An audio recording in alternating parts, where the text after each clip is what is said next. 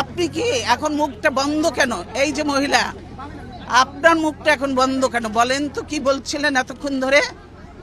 মুখটা বন্ধ কেন এখন? দেশ কোথায়? গোপালী?